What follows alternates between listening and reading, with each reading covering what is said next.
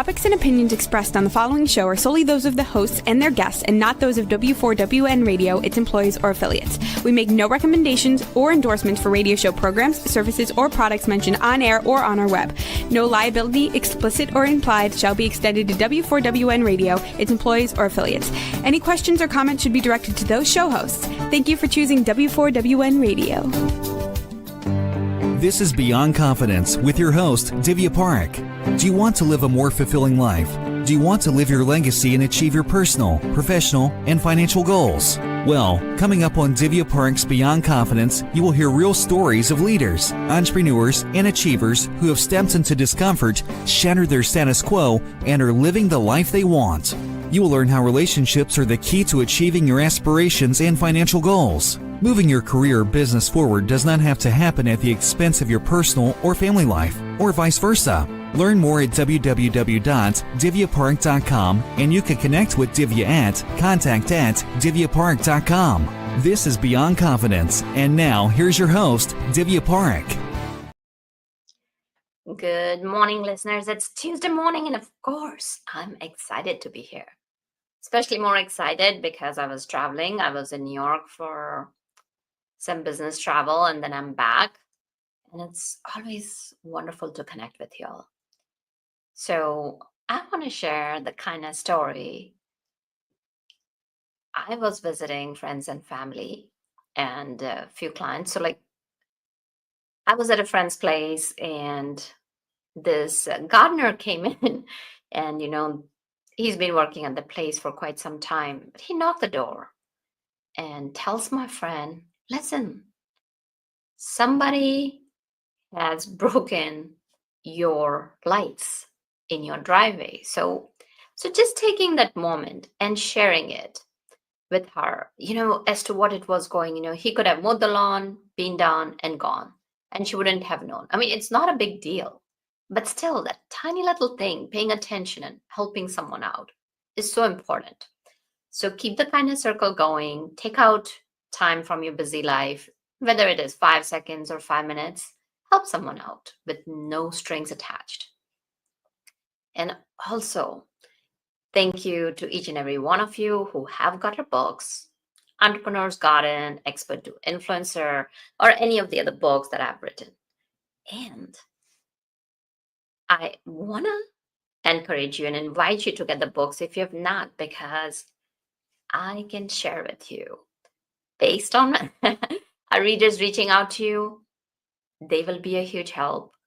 Spread the message, and also the partial profits from the book go to kiva.org. So we are helping all around. So let's welcome our guest. Divya, good to see you. Good to see you. Welcome, Marcus. So we start out from a moment in your childhood or youth. Do you have a moment or a person who left a positive mark on you from that time? I certainly think there's there's been a few.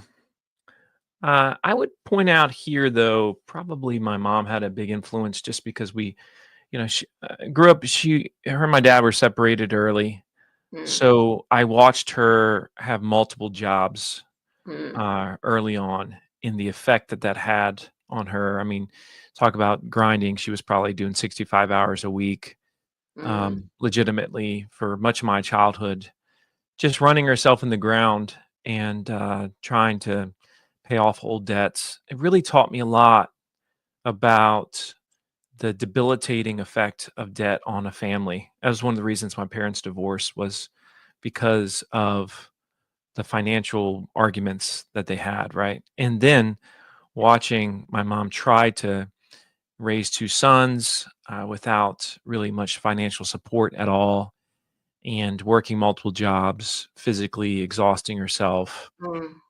But that's all she knew how to do. And it had a lasting impact on me to this day. But I would say I'm very adverse to debt today, just by watching how it affected my parents early on. Yeah, no, and it's hard because money can be a divider, especially in families. So thank you for sharing that, and kudos to your mom. I would like to recognize her for all the effort you put in and got you going, and Yeah, you're she made here. it work.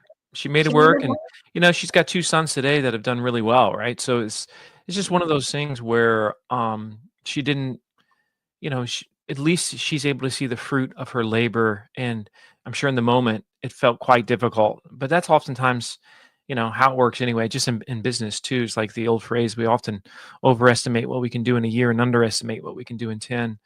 And I think the same thing applies to Israeli parenthood. It's just like we don't always realize the impact that we've made in a short period of time, but you look at them in terms of what they become, and it's like, wow, you did pretty well. Yeah, no, it's congratulations on your success, because especially for a mom who went through all that, to see her sons thrive and be successful, there's nothing more powerful than that for a mom, or for any parent for that matter. Yeah. So, as you grew up, you did have this, I'm assuming that you had the desire to succeed. And how did that drive you in your youth? Well, what manifested with me is I was very involved with sports as a kid, and just partly because my mom, she was the leader of the local like recreational department, right? So Mm, she was doing that, which meant I was in all the sports, or I was refereeing the sports, or I was involved somehow, and or I was working with some of the kids as I got older with it. But by the time I was in high school, I was playing three sports. I was the captain of all three of those sports, and it's funny how you really learn to lead a team early on within the athletics arena. The same principles apply later on in life. You can have, a company with 50 employees. It's really not much different than leading a baseball or football team back in the day. It's just same concepts, right? You got to learn how to talk to people.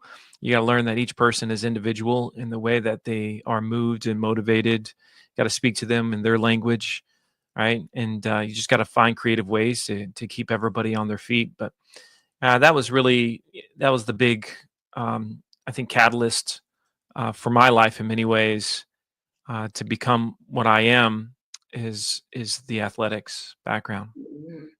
I'm a strong proponent of sports. Not only it brings that camaraderie, not only it builds that spirit Mhm. of being a sports person and learning early in life that life is not fair, That's not right. every time things are going to go your way.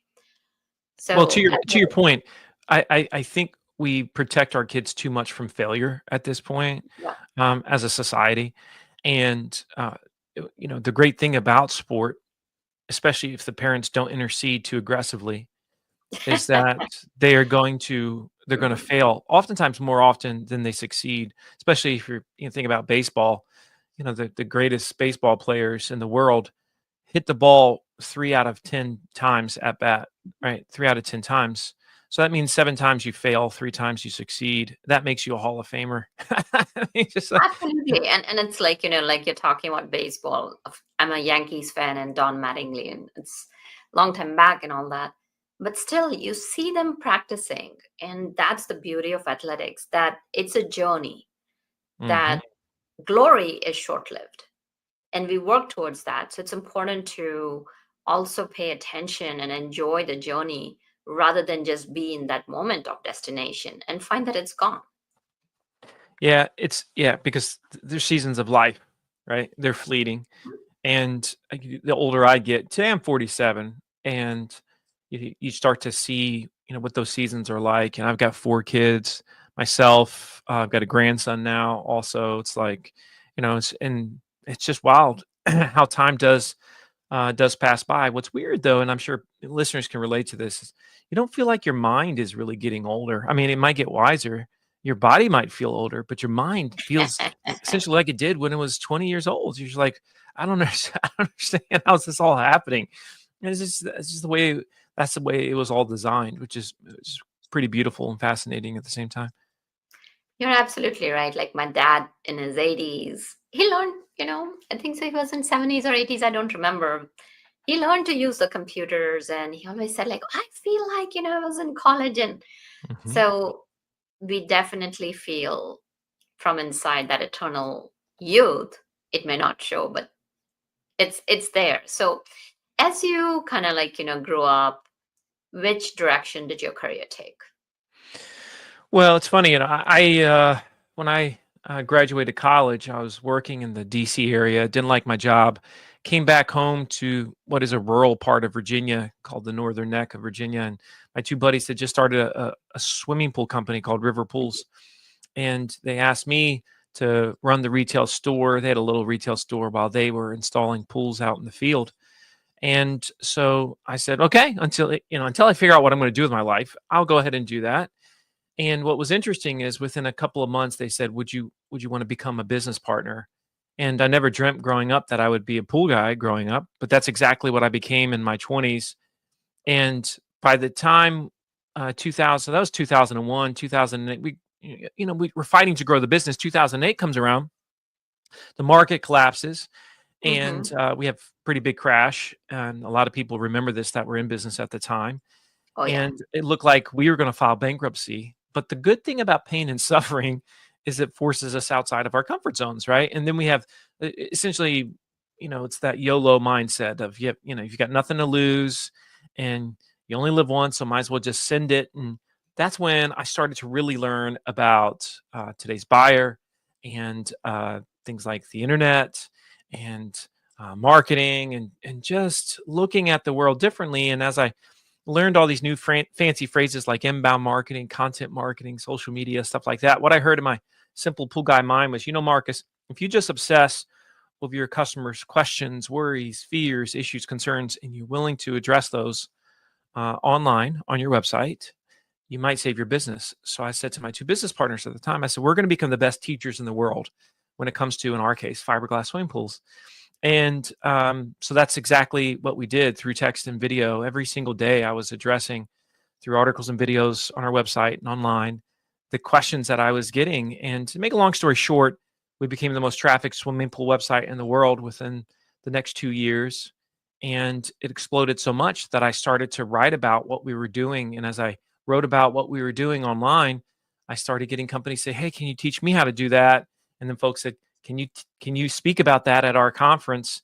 And it led to this crazy, crazy life as full-time speaker. I have an agency now today, but I still have the pool company. And it's amazing how I never dreamt of being a pool guy, but being a pool guy was the catalyst to have all these other wonderful components of my life today. I'll be speaking in Europe or something like that. Somebody will come up to me and they're like, you're that pool guy, right? That I read about online. I'm like, yeah, that's exactly right. What's funny though about that, Divya, is just kind of like a powerful thing, I think, in terms of identity. When I started as a pool guy and I was in my early 20s, I had a family member at some family event come up to me and they said, hey, Marcus, I heard you're going to be a pool guy. And I said, yeah, that's what it looks like. And she said, wow, what a waste. And I thought, Mm. oh, Huh. geez, really? Is that what this is about? And I learned how people put a value on positions and titles. And what's really fascinating is some of my most successful and most fulfilled friends and acquaintances today might not have a title that is is really like revered in society, but yet they've got all the things. They check every box in terms of maybe it's a very successful business and financial peace and wellness. They've got their health, but yet they might own some septic tank company, yet they're just doing incredibly, incredibly well. That's why I'm pretty passionate about the trades today is because the perception out there is oftentimes it's off track, for a variety of reasons. Yeah, and actually, trades is going to be the It's gonna be fallback huge. for people now, That's like right. especially with artificial intelligence. Oh, they're So gonna see many a jobs. renaissance. No question. No question. It's gonna see, isn't it wild that 4 years ago, the number one, like most safe in demand job in the world was software engineer. And today, if you listen to any of the AI experts, they're saying that you're not going to, for the most part, need the majority of software engineers in the future because of the fact that, because of things like no code, and because of AI, and the fact that most code is going to be written by AI. Over 35% of all code right now is written by AI. That number is only going to grow. So things change very, very quickly. My son is an electrician. He's 21 years old. And he did not go to college, but he's obsessed with learning. That's all I really care about, right? Mark Twain once said, never let your schooling get in the way of your education. And I think education comes in a multiplicity of forms. There's certainly not one road for everybody. But, he's 21. He's got no debt. He's making about 6 figures a year right now. And he's off to the races. And how is that not a beautiful thing? And he's going to be quite secure in his job for a long, long time, and very much in demand. I taught him, I was like, the world can say what the world says, but you need to follow where you feel like you can become the best version of yourself, whatever that is. And, he found a lot of joy with building things as a kid. That wasn't my thing, but that was his thing. And I didn't try to make his thing my thing, or my thing his thing. And he started working as an electrician part-time at 14 years old and full-time by 16. And, that's where he is today. He runs a crew, 21 years old. Well, that's amazing, because as you were talking about, 35% of the code being written by AI. And also there are companies like Shopify. Shopify CEO said that you want, I think so, Toby, I don't know how to pronounce his last name, but his internal memo was leaked out on Yeah, he X. says you're required. Yeah, that, before you ask for more headcount, and these were his approximately the similar words, Yep. that before you ask for more headcount, the teams must demonstrate why AI cannot do the work that they're asking for. Then I think so warmly said that I expect 30% growth in every employee using AI. So it's That's clear. leadership, right? That's leadership. And that's, there's a lot of leaders right now, when they look at AI, they're burying their head in the sand and they're saying, well, I don't like it. Or, what about this? What about that? And I think they've forgotten why they signed up to be in business, because you signed up when you become an entrepreneur, you're essentially saying, I'm going to meet the market where the market is. I'm not going to say, well, that's not my thing, and so I'm not going to do it. It's no different than like a really simple example. And I talk a lot about like video on some of my content online and my books. Nobody has ever gone to a website before and said, boy, I really wish I could watch a video about this, but there's none here. But I'm sure that the owner of this company is just nervous on camera, so I'm going to give them a pass. I'll call them on the phone instead. It's just not how it works. They want to see the thing. The buyer cares about the buyer. The market cares about the market. And they certainly don't care about our opinions. So I learned a long time ago as a business owner to not allow my personal opinions to screw up really smart business decisions. I don't personally like Facebook and Instagram personally. Do I use them for my businesses? Yes. Do I teach other businesses how to do them? Yes. Why? Because that's where the market is, or at least some of the market, or LinkedIn, or YouTube, or whatever the thing is, right? And so we have to be very, very careful about that. But I'm sure you've seen this yourself as well, Divya. It's like you constantly see these folks saying, well, that's just not really my thing. Oh, your thing needs to be meeting the market where the market is. That's business 101. Well, you're absolutely right on the mark. Most people are like, I'm not comfortable with this. I'm not doing it. And here's the thing, market is not going to wait for you. Nope. As we were talking about AI 2.5 years back, I'm an early adopter for most of the things. And I jumped into it. So now I'm not terrified of it. I mean, did I go through resistance and fear and all that? We all do. So now you talked about Facebook and Instagram and people being afraid. So we can talk about businesses, but businesses are run by people. So you talk about that there are some crucial signals for businesses. Can you share what are those and how can companies create those? Yeah. So if you look at what's happening today, it's really interesting for the better part of the last 25 years as organizations.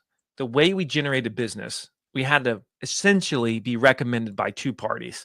Number one, we had to be recommended by customers, by people. Number two, we had to be recommended by search engines. And that manifested itself through either SEO or through paid ads. That's been the last 25 plus years, right? And you could build a wonderful business on that. But suddenly, as most listening to this know, November 2022, we see ChatGPT, everything starts to change. And I know you saw this quickly, Divya, but I saw it as well, which was, okay, so you're going to give me a great answer to my question, and I don't have to click on a blue link to get that answer. And if you think about what's happening today, so many companies and organizations right now are saying, I'm spending more on Google Ads than I've ever spent. I'm getting less results. I'm seeing less traffic to my website from, let's say, SEO than I saw before. And I'm concerned. I'm worried. Well, that trend line is going to continue because you're going to see more people that are shifting over from using Google as their traditional means of researching companies and reaching out to businesses to going to AI. Why? Because if you go to AI today, if you're using ChatGPT, they're not going to show you sponsored searches. You don't see a single sponsored search. So there's literally, it's a straight line to the answer that you're looking for. And what do we want as buyers, consumers? We want to get the best, most specific, relevant answer to our question as quickly as possible. Whereas Google is going to show you a bunch of stuff and also some search results. And so this is why you're seeing so many people shift over. And so if you build your house on Google today, there's a very good chance that you're going to be in trouble tomorrow. And I wrote They Ask You Answer, a book that is all about how to dominate on Google. And I'm the guy that's like saying, one of the people that's saying, hey, this is not your future. And so if that's the case, and you need to be recommended now by AI, because, when AI started for you and I, it's like a couple years ago, it was mainly a creation tool, but now it's a very much a recommendation tool as well. We're vetting companies and businesses and whatever brands by using AI. And so what makes AI say, hey, you should talk to this company? Well, they're trust signals that are essentially sent out by two parties, either by your company or by people that they're discussing your company. So you have to create trust signals. What's a trust signal? Any piece of content that's out there about your organization is a trust signal. So if it's videos, if it's articles, if it's social media, if it's reviews by other people, right? If it's statements about you, whatever that thing is, that is a trust signal. And there's certain ways that you can drive more trust. There's certain types of signals that search engines love, AI loves, and unfortunately, most businesses don't want to talk about. And so in my newest book, Endless Customers, I lean hard into these signals. And how can you become the most known and trusted brand in your market? Because the one thing I'm sure of is that Facebook is going to come and go. Instagram's going to come and go. YouTube's going to come and go. Google's going to come and go. ChatGPT is going to come and go. They're all platforms. What's not going to come and go is the importance of trust and its impact on your business. And if you always build your strategy around how you can become that most trusted brand, well, then there's a very good chance you're going to be built to last, regardless of whether it's 5 years or 10 years or 20 years down the road. And so if you're not doing things today that make you that trusted voice with humans, with AI, with search engines, well, then there's a very good chance that you're being left behind. Yeah, no, that's a very good advice because, as you said, a lot of people are being an ostrich because ostrich is known to bury its head. Yeah. We talk about that. I talk a lot about the ostrich and how we're afraid to address certain things.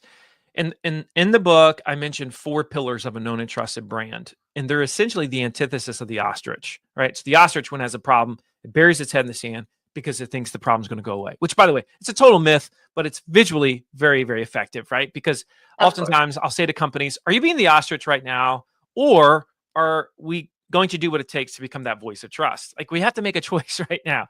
And so Absolutely.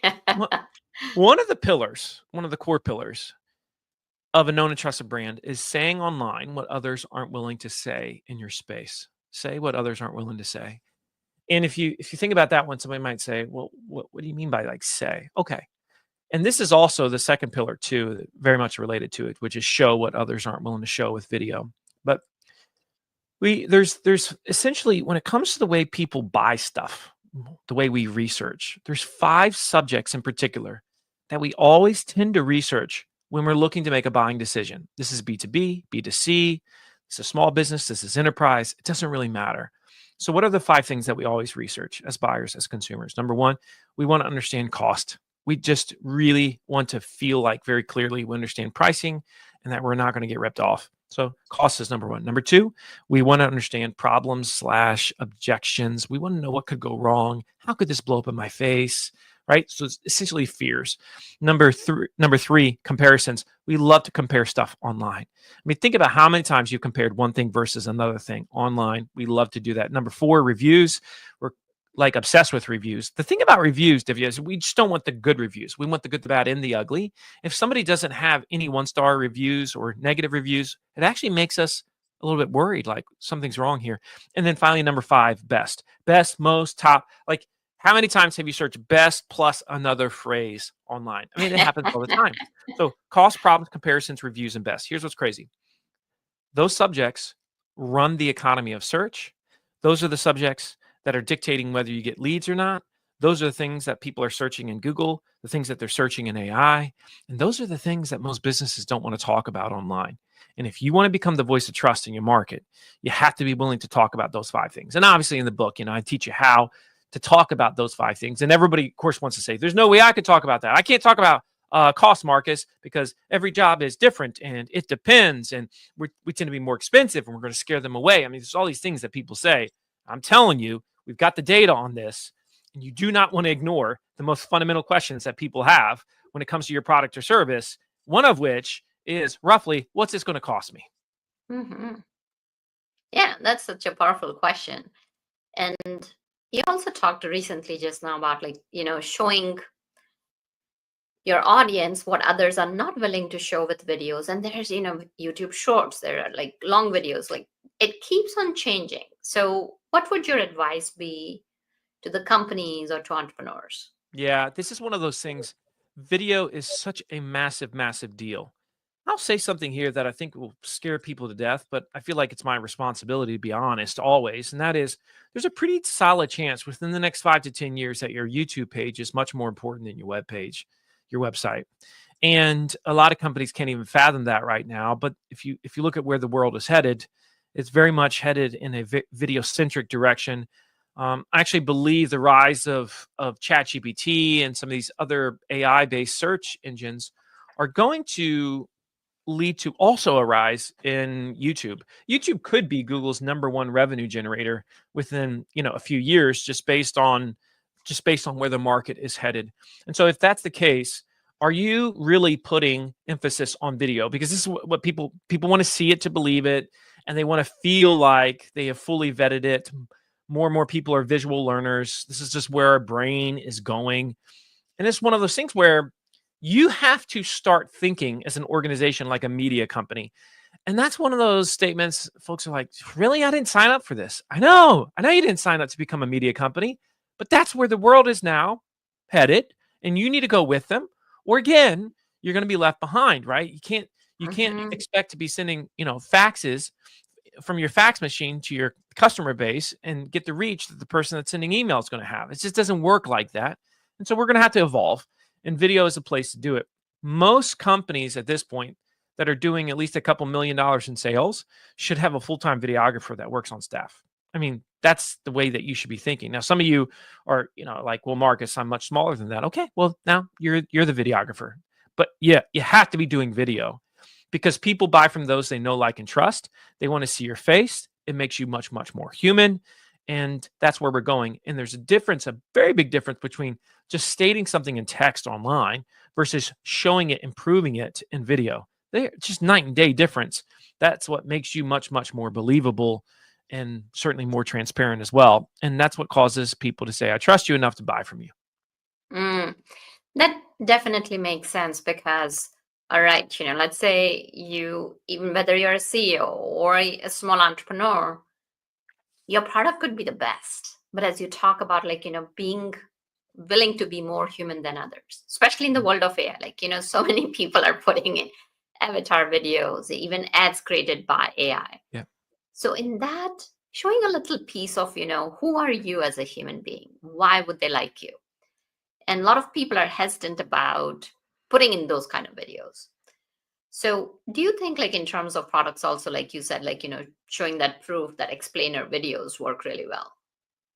Oh my goodness, yes. I mean, anything that you can do. Listen, if you're a CEO, if you're a business leader right now, you got to get from behind the desk and from behind the camera. You got in front of the camera because one thing that isn't going to change, that is clearly a principle of truth at this point, is people buy from those they know, like, and trust.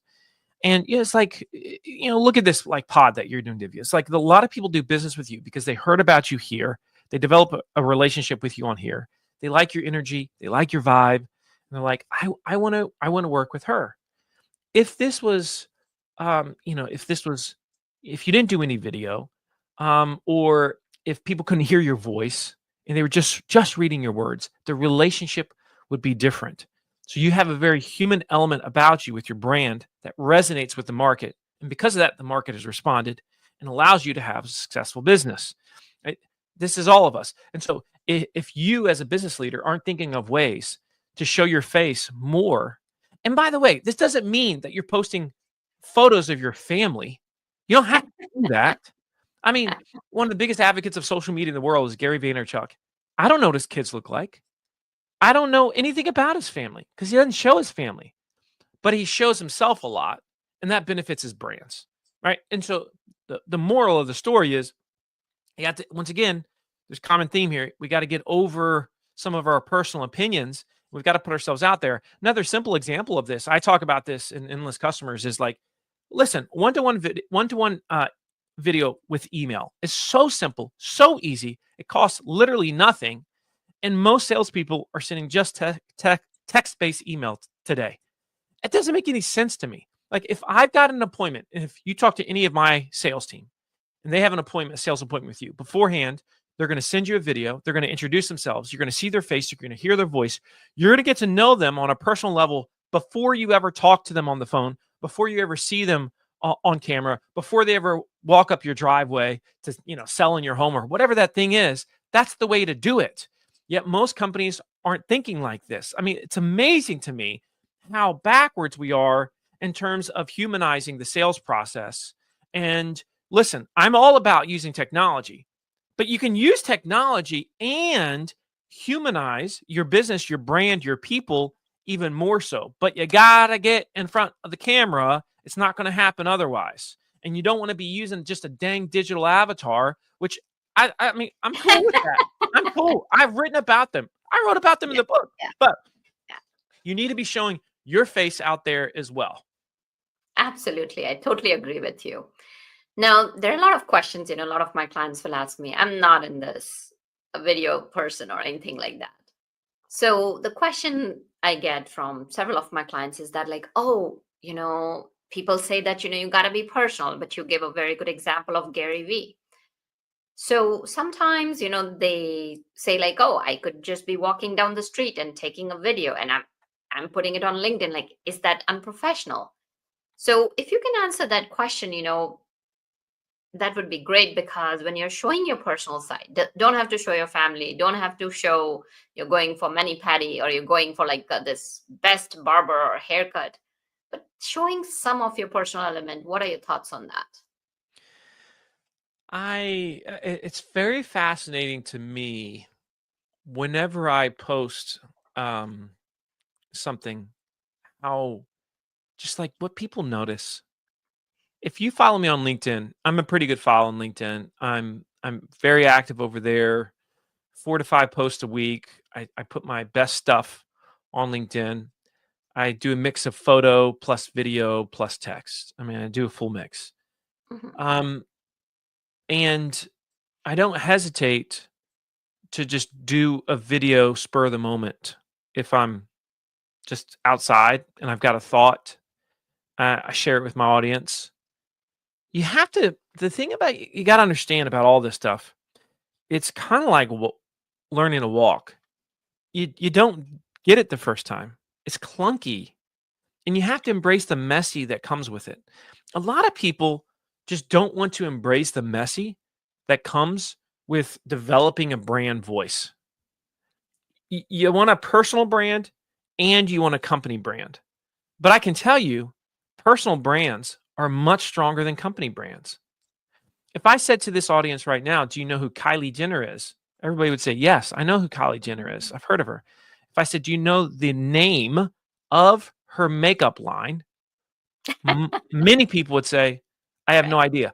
It's $1 billion makeup line, and they don't know. And I say that because I don't even know what it is, but I know Kylie Jenner. You see what I'm saying? Now, somebody might say, well, that's Kylie. No. That is the psychology of the way that it works. You can go down the list of companies.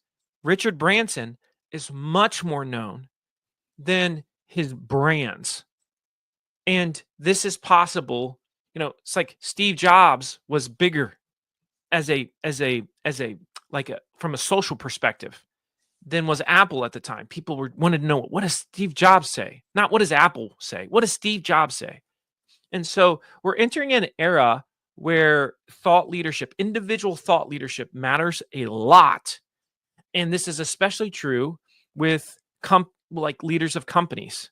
And again, I know a lot of folks that I just didn't sign up for that. Well, meet the market where the market is, and you've got something to say. Learn how to say it in your own way. Maybe it's driving down maybe you're shooting a video in the car as you're driving, whatever the video, maybe you're in your bedroom, or maybe you're in your office, or whatever it is. But there's a style that would work for you. You just have to be willing to get from point A to point B, and in between there's this bridge of clunkiness that you're going to figure out. You're going to figure it out. It's no different than if you look at the content that I wrote on my swimming pool site in 2009, the first articles, let's say, that I produced. You just said, Divya, like, dude, Marcus, you're just not a very good writer. This is probably not your thing. And then if somebody reads my books today, they might say, wow, you've got a nice style about the way that you write, or, oh, you seem like such a natural writer. Yeah, we're a couple million words into it by this point, y'all. This is like, if you watch my early videos, I'm sure it's the same with you, Divya. It's like, if you watch my earlier vids, you're like, man, video's probably not your thing. And today people are like, wow, you're really, really great on video. I bet it just comes natural for you. It's like, you forget this, like, it's learning to walk and then learning to run. You fall a bunch of times, you figure it out, and then all of a sudden, one day you realize, holy cow, I'm actually pretty decent at this thing. That's how it works. Yeah, and I really love what you said, embrace the messy. Because I'll tell you, I've got some of my books, I've written several books, my earlier books, not proud of it. But have I taken them Right. down? No, I've not taken them down, because it shows the journey that, and of course, this is all pre-chat GPT, so I can Sure. claim. So I love what you said. It's about falling. And the way I see it is, we are all work in progress. So what, even if we mess it up now? We mess That's it right. up, we mess it up. So Well, that's and we, beautiful. we we drastically overestimate how much people think about us. You know what People I'm are saying? thinking about themselves and not thinking about you. I can tell you for, That's for right. That's right. And I tell you, it is powerful though, Divya. It's like the moment you just let go of the need to please 100% of your audience and say, listen, I'm not for everybody, but my tribe, they're going to find me. Just like as I've been doing this pod today, there's literally been a certain percentage of people that are like, I really love this guy. And then there's a certain percentage that are like, don't like him. I'm out. I know that like literally that has happened over the course of this episode. Some people start off, they didn't like me, and now they like me. All of which I am completely okay with. See, just saying that makes some people say, oh, that almost feels uncomfortable. No, it's totally comfortable to me because I have accepted this is how we work as humans. And I'm constantly putting myself in front of audiences, knowing that a certain percentage isn't going to like me or I'm not going to resonate with them. I'm okay with that because I also know that there's another percentage that I'm going to change their life. And that's what I'm here for. Absolutely. And that's what makes a brand trustworthy. And that's what makes the brand authentic. That's Because right. a lot of people talk about authenticity.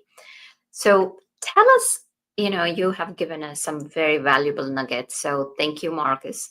Tell us how people can connect with you and how can they reach you. Tell us about your books. Yeah. Well, I appreciate you asking that, Divya. So a couple of things. If I would start with Endless Customers, which is the new book. That's if you want to become the most known and trusted brand in your market, wherever your market is, whatever it is. That book was written for you. I think it's going to really resonate with you. I think you're going to love it. You can also find me on LinkedIn. I'm a really good follow over there. And I've got a company called Impact, and you can find us at impactplus.com. We help organizations implement this system of endless customers. And so if you're looking for a coach to guide you on that journey, you can go to impactplus.com. And we've got a bunch of free content there as well. In fact, there is for the book, there's a 5-hour course that I created on endless customers. It's a video course. It's free. And you can find it over there at impactplus.com, which is pretty cool. If you just want to watch me, give the whole book, not read it, but like just riff on it for 5 hours in different sections, different chapters. I hope you'll check it out because it took a little bit of time, but it's helpful to people very much.